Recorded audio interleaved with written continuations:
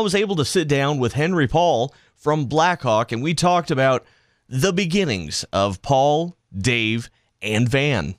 Well, it was really a very natural sort of progression.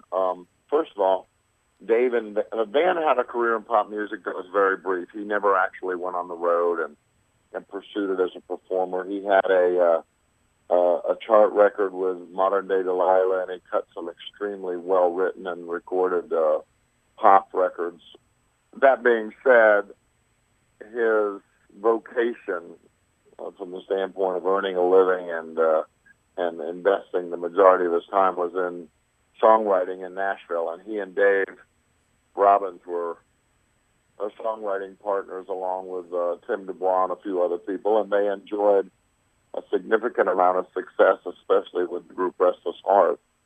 Tim was Restless Heart's producer, and Dave and Van, along with Tim, wrote some of the most memorable songs for that band's early career.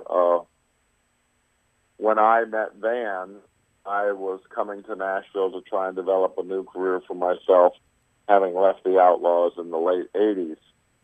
And he and I wrote together, and I met Dave through Van, and they had expressed some interest in forming a group of their own to go and to the studio and record, and Tim suggested that the three of us get together and try and write and cut some demos, and from that came the record deal that we got with Arista, and we went in the studio, and the first album was a hit, and we were very excited about the way the record was received, and you can imagine, after the Outlaws, the Henry Paul Band, to have Blackhawk in my early 40s as a career feather on my cap was a unique opportunity for me, and one that, to this day, I am extremely thankful for. And, of course, the first single you guys had, if I remember correctly, was Goodbye Says It All in 93, correct? That's right. And we followed it up with a string of hits between 93 and 98. You know, the game that this is, you only get you're only there for a while. So you have to, kind of take your opportunity for what it's worth and try and make the most of it. Enjoy it, certainly, and know that these days, really, the amount of time that I invest in Blackhawk's career from the standpoint of, promoting the possibility for the band to continue is really an investment that is made along with Dave to ensure the very real probability that we'll have a future, and we're very excited about having a busy tour schedule almost 25 years after the fact. Well, and that leads really well into my next question. With you and Dave meshing so well, I mean, the harmony is outstanding. I mean, from your first single, Goodbye Says It All, to, the latest album, what was it, 2015, that was Brothers of the Southland. Mm-hmm. What song in your span was your guys' favorite, and why? Well, the first record was you never get, you only get one chance at a first album, and we had invested quite a bit of ourselves in that first album, and at the sort of closing time frame of that record from the standpoint of its life, we had the opportunity to release That's Just About Right as a single, which was somewhat of a metaphoric, uniquely different message for country music, both musically and lyrically. And we went to a folk artist studio in North Georgia, a man by the name of Howard Finster, who is widely recognized as a pillar of the folk art movement and a very highly regarded individual from the standpoint of his contribution. And we cut the video for That's Just About Right at his studio, and it was a very rewarding moment for us artistically, because music is simply not for us, an attempt to have some sort of commercial success. It's more of a spiritual and artistic endeavor that at that moment, the collaboration with Howard on that video and the song itself, written by a friend of ours, Jeff Black, was a very uniquely rewarding moment. I would categorize that as a very, important to me moment in the band's history. Now, I know when I keep mentioning about Van, because, if it wasn't for Van making you guys the trio, I mean, Blackhawk wouldn't be where it's at, fundamentally from the early stages. But, remembering back, what was Van's favorite piece that he worked with you guys back when he was still around? Well, I mean, we were so deeply ingrained in one another's lives musically. We met every morning at 10 o'clock at Dave's house, and we sat in his music room, and we wrote song after song, and we invested so much of ourselves into that I think Van's perception of success and Van's reward for his effort was largely mirrored in our own. And I can only cite an example, a moment, for instance, where we were on our bus.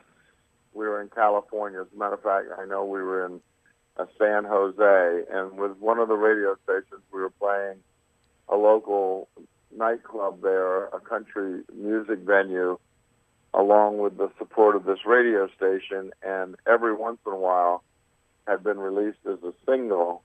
And we were sitting in the front lounge of our bus, and at that time we all were kind of on the Let's Smoke Cigar page. And we had the local station that was promoting the show on the radio in the front lounge of the bus, and we were out there waiting to do a sound check, and every once in a while came on the radio. And I remember, I think there's a photograph of a Van sitting at the table in the front lounge with a cigar in his hand, kind of looking very proud of himself in this moment with this giant stogie.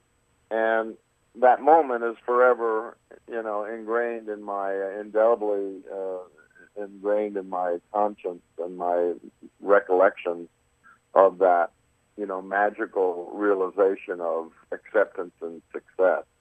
So those are the kind of things that you take away from this, and that was certainly an endearing moment of recollection of that moment of realizing that you're actually getting to do what it was you dreamed of doing. Yeah, and I mean, with you guys continuing on in Van's memory, bringing Blackhawk to where it is today, I mean, honest to truth, anybody in country music, fan or artist alike, can say you're up there with the greats. You're still pulling in crowds.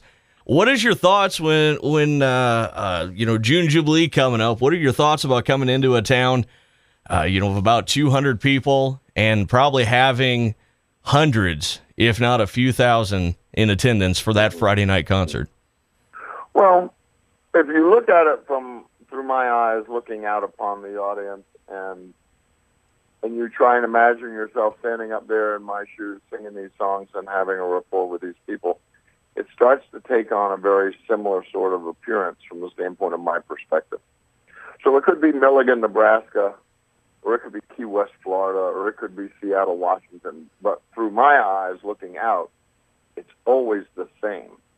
And it never changes. There are local characteristics that, you recognize from the standpoint of geographical positions, or, you're always acutely aware of where it is you are, and respectful of the people and the pride that they show in their community. But through my eyes, it's always the same place. It's almost like the movie Groundhog Day.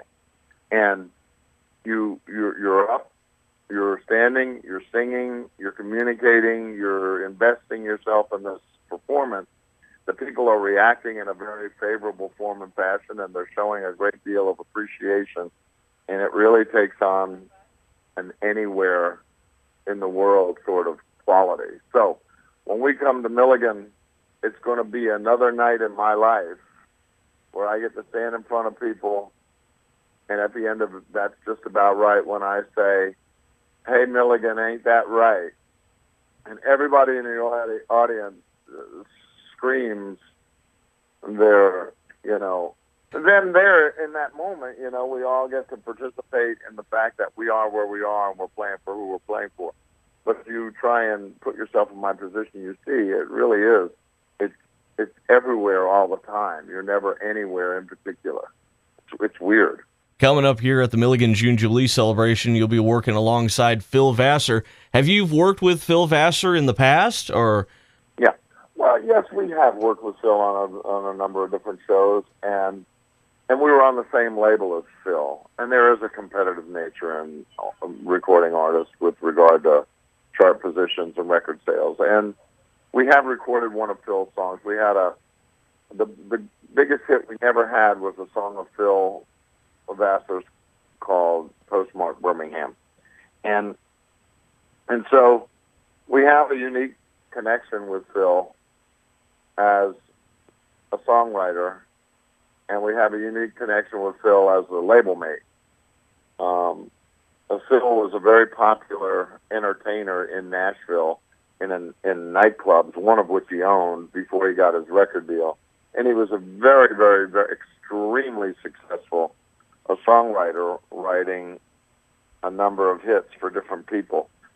So, of course, we have respect for Phil as an artist, and we have affection for Phil as a friend. And so being on the bill with Phil Vassar for us is sort of like a high school reunion, so to speak. Well, and it's going to be a great time, both seeing you guys, you and Dave, as well as Phil Vassar at the Milligan June Jubilee celebration. It's what more can you say? It's a match made in heaven.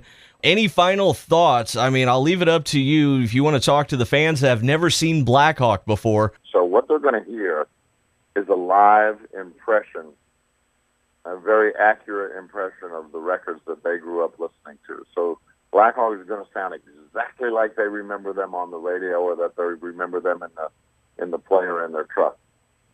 And number two, the band is exceptionally gifted musically, and the musicianship that is put on display is uniquely exciting. And so there's a great deal of energy in the performance, a great deal of genuine character to the performance. It's not a show busy walk through, through the commandments of showmanship. It is very spontaneous.